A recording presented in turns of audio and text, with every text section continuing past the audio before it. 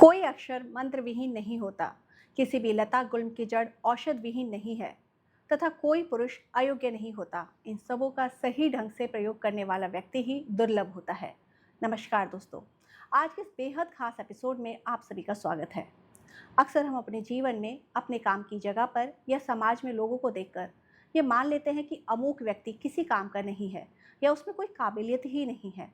लेकिन हमारे प्राचीन ज्ञान हमें इंसानी क्षमता को देखने का एक बेहद और बिल्कुल अलग और जादुई ही नज़रिया देते हैं।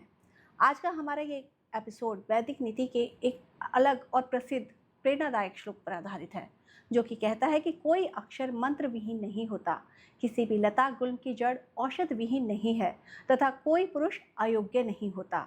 इन सबों का सही ढंग से प्रयोग करने वाला व्यक्ति ही दुर्लभ होता है। दोस्तों, कितनी अद्भुत बात कही गई है। प्रकृति में कोई भी चीज़ बेकार नहीं है। भाषा का कोई भी अक्षर ऐसा नहीं है जिसे मंत्र ना बनाया जा सके, बशर्ते आपको उसका सही संयोजन पता हो। जंगल में उगी किसी भी छोटी से छोटी घास या लता की जड़ ऐसी नहीं होती जिसमें कोई औषधीय गुण ना हो, बशर्ते आपको उसके सही इस्तेमाल का ज्ञान हो। ठीक इसी तरह इस दुनिया में कोई भी मनुष्य अयोग्य नहीं होता। हर इंसान के भीतर कोई ना कोई हुनर, कोई ना कोई ताकत ईश्वर ने छुपा कर भेजी है। तो फिर समस्या कहाँ आती है? समस्या योग्यता की कमी में नहीं होती। नीति का आखिरी हिस्सा कहता है कि इन सबों का सही ढंग से प्रयोग करने वाला व्यक्ति ही दुर्लभ होता है। कमी योग्य लोगों की नहीं है, कमी उन पारखी नज़र की है जो किसी के भीतर छुपे हुए हुनर को पहचान सके।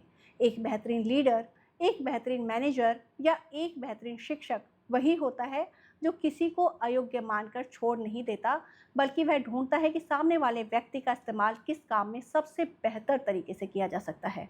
इतिहास गवाह है कि एक कुशल मार्गदर्शक ने कोयले को भी हीरा बना दिया और साधारण से दिखने वाले युवाओं से साम्राज्य खड़े करवा दिए। इसलिए दोस्तों, ना तो खुद को कभी अयोग्य समझें और ना ही अपने आसपास के किसी व्यक्ति को बेकार मानें। बस ज़रूरत है सही दिशा और सही पहचान की। आज की सीख आपको कैसी लगी?